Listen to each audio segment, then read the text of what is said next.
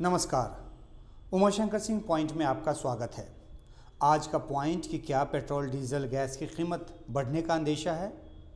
ये कई सालों से स्थिर है, यानी कि कीमत नहीं बढ़ी है, ख़ासतौर पर पेट्रोल और डीजल की। लेकिन क्या अब ये बढ़ सकती है? आज इसे ही पॉइंट दर पॉइंट समझने की कोशिश करते हैं उमाशंकर सिंह पॉइंट में। तो सबसे पहला पॉइंट ये कि रूस से तेल आयात में तेज़ी से कमी आ रही है, और ये मैं नहीं कह रहा बल्कि global real time data and analytics provider के प्लेयर के डाटा के आधार पर रिपोर्ट किया जा रहा है। इसके मुताबिक अकेले नवंबर में रूसी तेल आयात में भारी कमी आई है।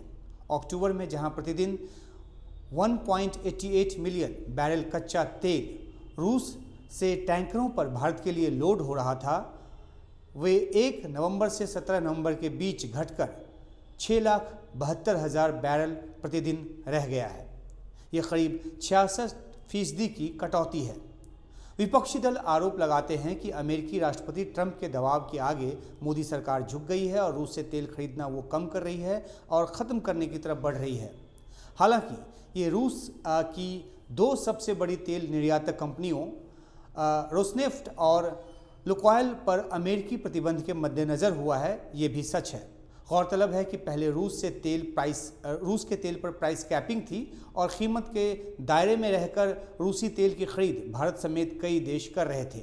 लेकिन अब दो कंपनियों पर प्रतिबंध के बाद पहले की तरह तेल खरीद संभव नहीं है। लिहाजा न सिर्फ भारत बल्कि चीन और तुर्की भी रूस से तेल आयात कम करने को मजबूर हुए हैं। चीन ने रूस से 47% तेल की खरीद कम की है, जबकि तुर्की ने 87% तेल की कटौती की है रूस से आयात होने वाले तेल की। इस तरह से देखें तो दुनिया भर में रूस के तेल निर्यात में करीब 28% की कमी आई है। जाहिर है कि इससे रूस की अर्थव्यवस्था पर दबाव पड़ेगा। यूक्रेन के साथ 4.25 साल से युद्ध लड़ रहे रूस की अर्थव्यवस्था को तेल निर्यात से बड़ा सहारा रहा है। इसी वजह से अमेरिकी राष्ट्रपति ट्रंप भारत पर लगातार ये दबाव डालते रहे हैं कि वो रूस से तेल की खरीद रोके, बंद करे, पूरी तरह बंद करे।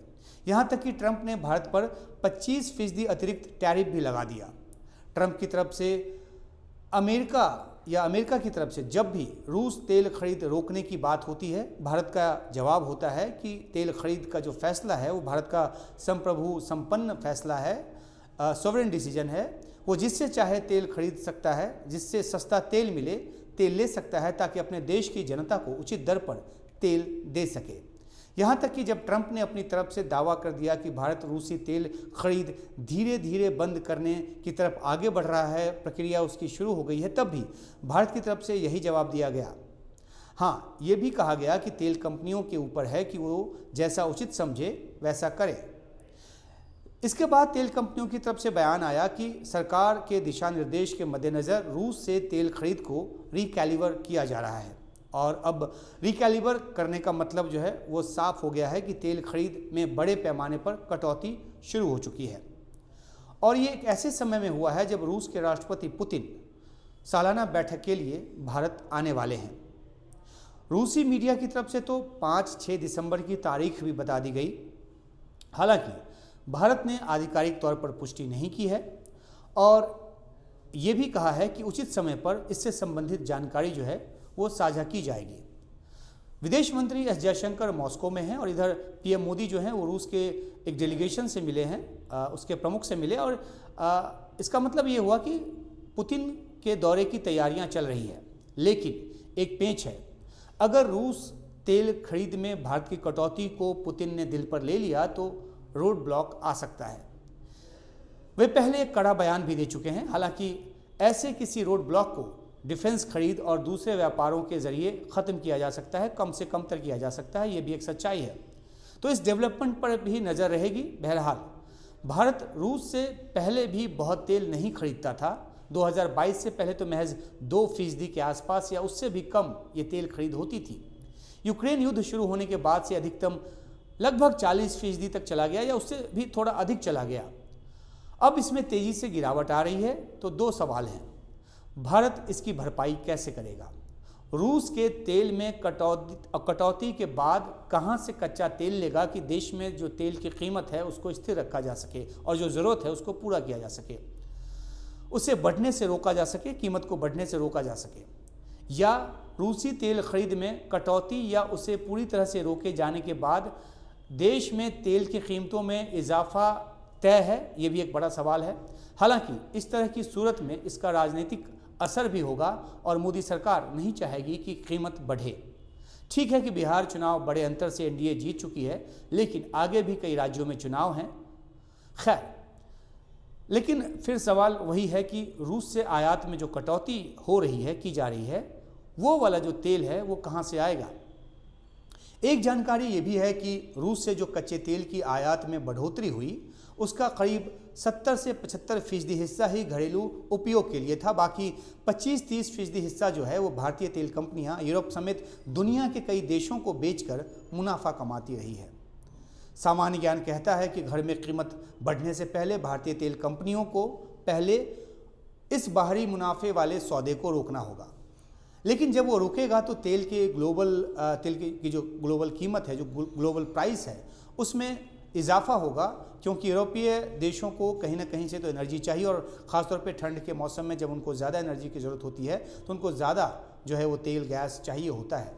तो जब मांग बढ़ेगी तो मांग और आपूर्ति के नियम के मुताबिक जो ग्लोबल प्राइस जो है वो भी बढ़ेगा। तो भारत को भी घरेलू ज़रूरत के लिए जहाँ से भी तेल लेना होगा वो उसे महंगी कीमत पर मिलेगा, महंगी दर पर मिलेगा और कैस्केडिंग जो इफ़ेक्ट है वो पड़ेगा और तमाम चीज़ें जो है महंगी होंगी। ईरान और वेनेजुएला से कच्चा तेल आयात कई सालों से बंद है। वजह जो है वो है अमेरिकी प्रतिबंध। ऐसे में इराक, सऊदी अरब, यूएई, कुवैत, ओमान और कतर जैसे देशों से तेल आयात बढ़ना तय है। उधर अमेरिका भी चाहता है कि भारत उससे एनर्जी की खरीद करे और बड़े पैमाने पर करे। भारत की पब्लिक सेक्टर तेल कंपनियां यानी कि इंडियन ऑयल, भारत पेट्रोलियम और हिंदुस्तान पेट्रोलियम ने एक साल में करीब 2.2 MTPA LPG अमेरिका से आयात करने का अनुबंध जो है इन कंपनियों ने कर लिया है। ये गैस अमेरिकी गल्फ कोस्ट से आएगा। इस बात की जानकारी देते हुए केंद्रीय पेट्रोलियम और नेचुरल गैस मंत्री हरदीप पुरी ने इसे एक ऐतिहासिक प्रथम यानी कि हिस्टोरिक फर्स्ट करार दिया। दूसरी तरफ कांग्रेस जैसी विपक्षी पार्टियों ने सीधे तौर पर कहा है कि मोदी सरकार ट्रंप के दबाव के आगे झुक गई है और वहां से एनर्जी की खरीद कर रही है। हालांकि सरकार की तरफ से दलील ये भी रही है कि भारत अपने ऊर्जा ज़रूरतों को डाइवर्सिफाई कर रहा है। इससे देश की जनता को सस्ते दर पर ईंधन की आपूर्ति जारी रखने में मदद मिलेगी। गौरतलब है कि सरकारी आंकड़े के मुताबिक उज्ज्वला योजना के तहत सस्ता गैस जो है उसके मद में सरकार जो है 40,000 करोड़ जो रुपए की जो सब्सिडी है वो देती है। और फिर से सामान्य ज्ञान कहता है कि अगर अमेरिका से गैस ट्रांसपोर्टेशन कॉस्ट अधिक हुआ तो सब्सिडी बढ़ाकर उसकी भरपाई करनी होगी ताकि उसी दर पर लोगों को गैस मिलती रहे। यही बात अमेरिका से तेल खरीद की सूरत में भी लागू होगी। कुल मिलाकर ये कि तेल खरीद में जो बदलाव हो रहा है, यहाँ से बंद वहाँ से शुरू, उसका जो बोझ है वो आम भारतीयों की जेब पर भी पड़ेगा या फिर सरकार उसे अपने कल्याणकारी रुख पर बरकरार रखते हुए कीमत को स्थिर रखेगी। ये एक बड़ा सवाल है और ये तस्वीर जो है आगे आने वाले समय में साफ होगी। तो आपको ये पॉइंट कैसा लगा? अगर अच्छा लगा तो उमाशंकर सिंह पॉइंट को सब्सक्राइब कीजिए और नोटिफिकेशन बटन ऑन कीजिए। हमारी नज़र जो है वो इस डेवलपमेंट पे जारी रहेगी और ताज़ा अपडेट आपके साथ सामने लेकर आते रहेंगे। बहरहाल, नमस्कार।